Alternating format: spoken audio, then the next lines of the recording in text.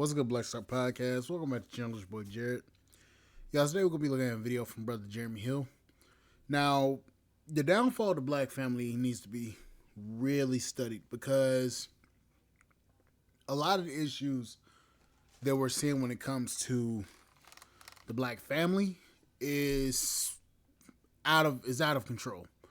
Now, I want you guys to look at this video because, and we're gonna skip ahead just a little bit here. But this really needs to be talked about because, oh damn, you got the good shit. Damn, I gotta get me a bottle. But this really needs to be talked about because we keep on blaming everybody else for the shit that's going on in the black family when there's been issues going on for decades. But look at this.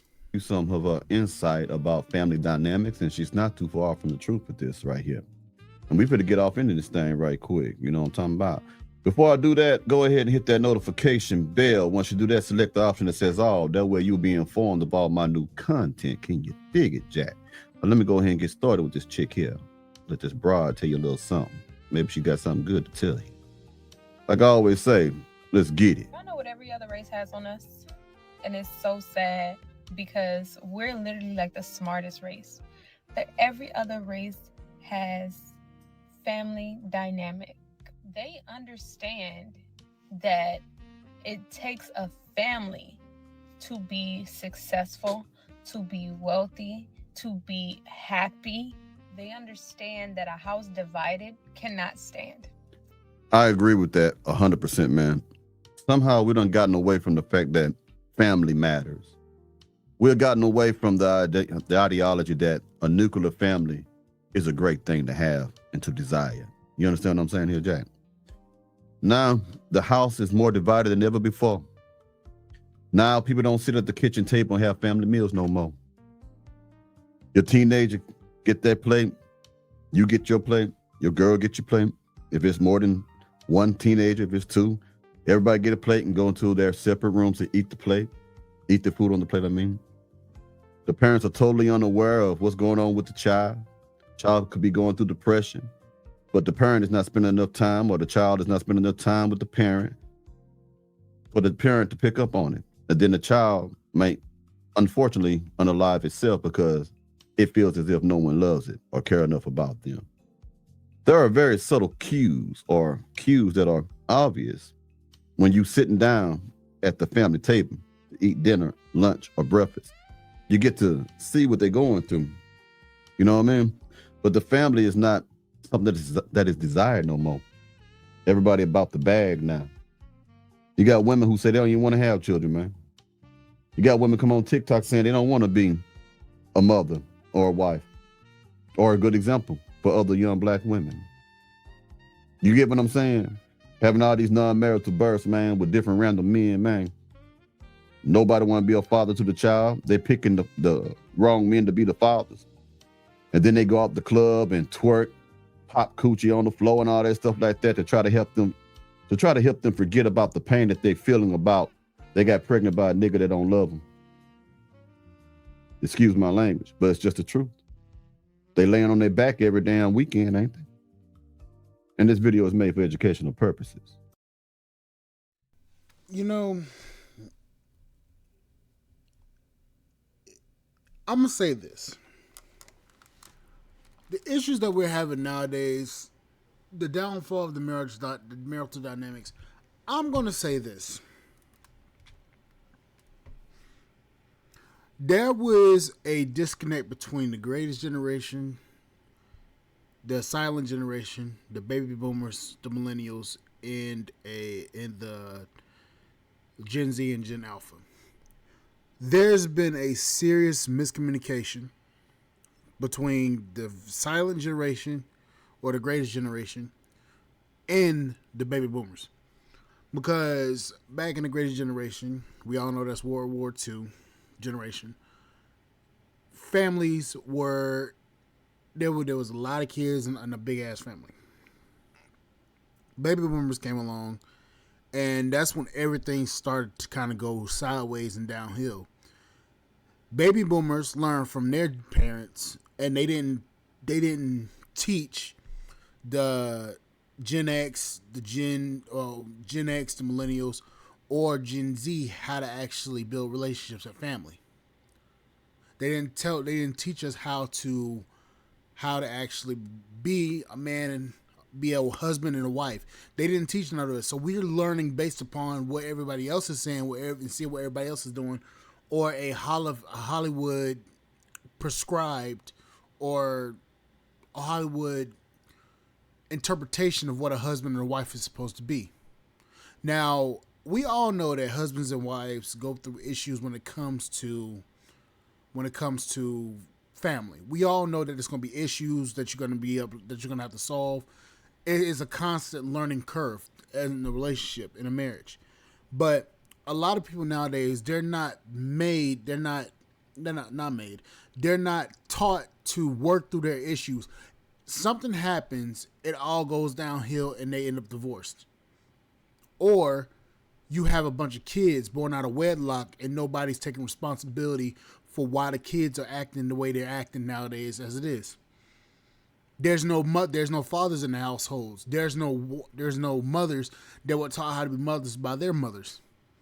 So there's a disconnect on all different fronts. That's the same reason why we can't get quote unquote Black Wall Street built back up. That's the reason why we can't build anything with each other. That's the reason why we can't do a lot of stuff, because the forefront, the cusp of that issue is there is no family. Family is the structure that needs to be had.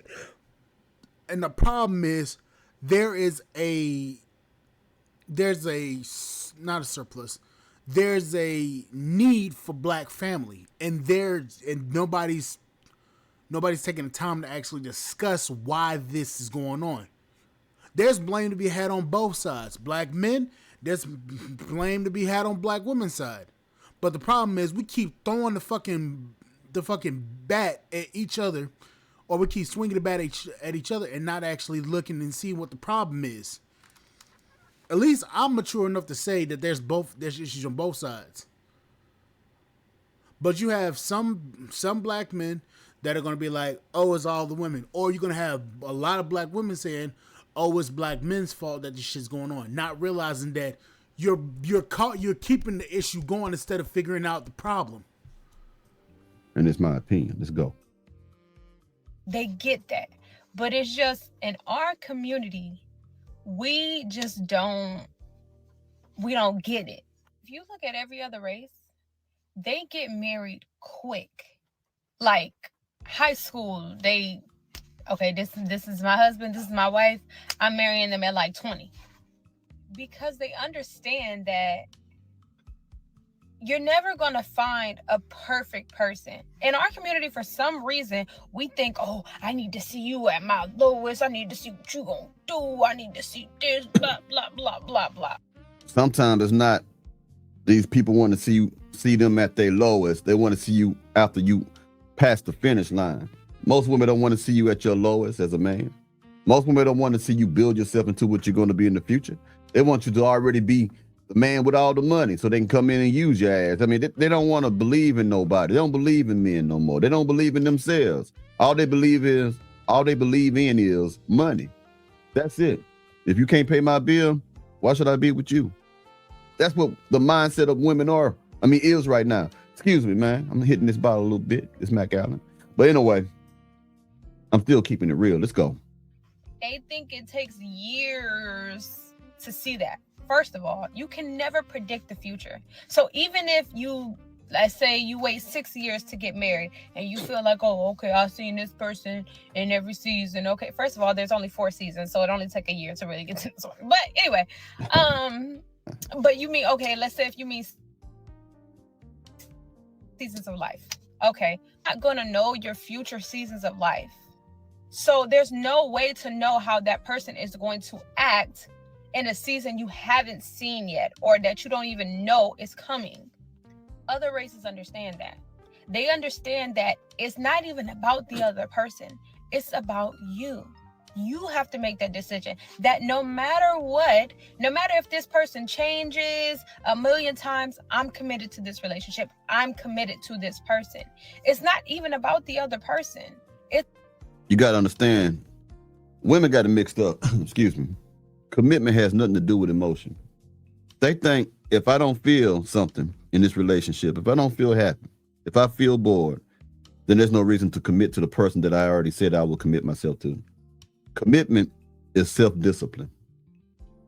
When you got great boxers like Mike Tyson and other great athletes, when they don't have fun doing all that training, but they do it, they commit themselves to it. They go when it's raining, they go when it's snowing, so they can be the best and do the best they can to reach their goals. Women don't want to make relationship goals. They don't want to make marriage a goal. And if they are not feeling happy, if they're not feeling excitement and thrill, if they feel bored, then they throw away their commitment to that man and break that man's heart and tear up the whole family. It's about you, what you're willing to commit to and dedicate yourself to, because nobody is perfect.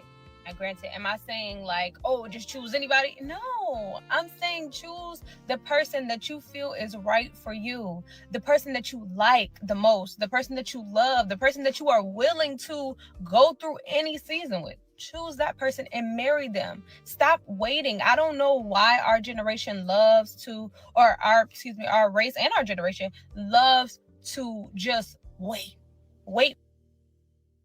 I'm gonna tell you something. It's not that they want to wait. Let me explain something about that. As we all know, a lot of black women are taught to go to college to get a degree and focus on getting a job.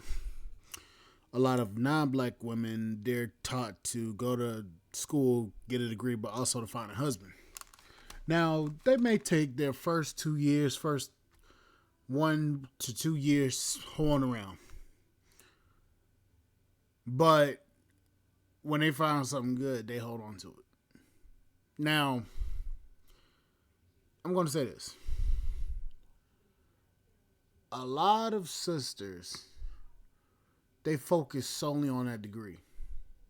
Now, I'm not saying not to go to college and get your degree. I'm not going to ever say that. But a lot of the degrees that a lot of sisters get is bullshit degrees. That's the honest truth. MBAs, all that stuff, is a bullshit degree. If you're not going into something like STEM or medical, it's not really worth you going to college for. Financing, yeah. But for the most part, a lot of sisters go to school for a bullshit degree. Because these degrees, they feel like, oh, I got a master's in this. Okay, but can you make money from that degree? And a lot of them, if you really be honest here, they know they can't. Because look at it like this. Look at how many black women are getting laid off from jobs nowadays, from quote unquote DEI positions. Think about it. There's a reason why that's happening.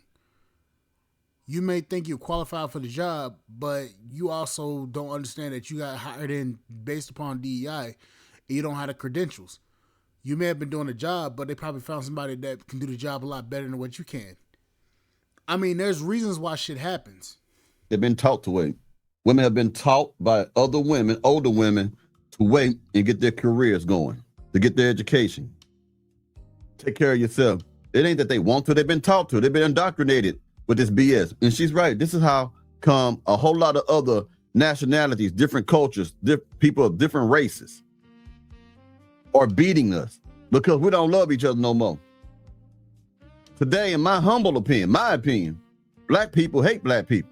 There's a handful that really want to see other black people do good. The rest of them are jealous of each other, hating on each other, don't want to push you when you're trying to do something, don't want to congratulate you when you win, and don't want to say if you got a new idea or if you're trying to do something new that you never done before, they'll talk down on that like, you shouldn't be doing this. You ain't got enough money to do this. You're too old to do this. You're in the wrong place to do this. They don't never try to get you to step out your comfort zone and become good people or to be the best that you can. And what Jeremy said is true because think about it like this. And I was having a conversation earlier about this. Now, a lot of black people, and I'm gonna say it like I said it when I was driving and I was on the phone with this person. A lot of niggas will literally watch you fucking destroy yourself. A lot of niggas will literally try to help you destroy yourself. I'm gonna say it like that. I'm gonna just be completely blunt about it and no holding the filter. A lot of niggas will literally sit there and wait for you and help you try to destroy yourself.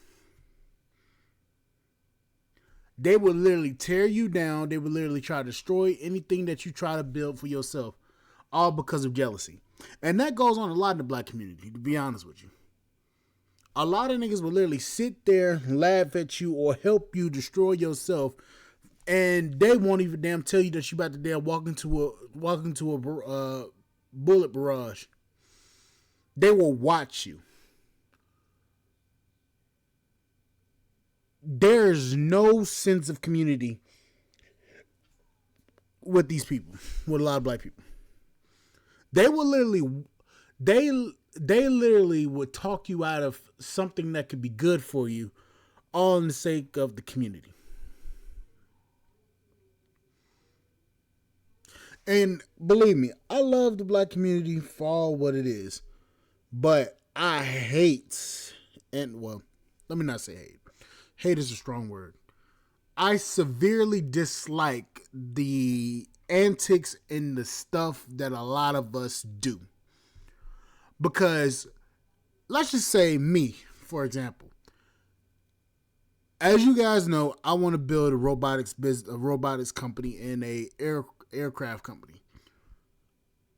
If I told somebody that what some of the ideas I've had for some of this stuff, they would talk me out of it and try to tell me to stop, or tell me, oh, that's not going to be good for you. I've met people that will literally tell me, you don't need to do that because that could be detrimental to everybody. Not even recognizing that it could be a business opportunity for me to build something for a community, or hell, in this case, provide jobs to a lot of people, not just black folk. You will literally have people try to destroy you and try to stop you from doing something that could benefit all people. Or they'll try to guilt trip you saying, you need to stay in the community, or stay, like when it comes to people getting out of the hood, people like, you need to come back and support your hood. A lot of those people will literally try to sit there and try to keep you from moving up, calling you a coon, sellout, or any of that stuff. And the honest problem that I can see with that is this: you simply don't want to see him grow. When you're in a situation to where you're constantly being stagnated, you're constantly hitting a glass roof. You're constantly getting pulled down by people around you because they don't want to see you get no further than what they are. When you have somebody that's constantly doing that, constantly pulling you down and yanking you back down to their level, that causes you to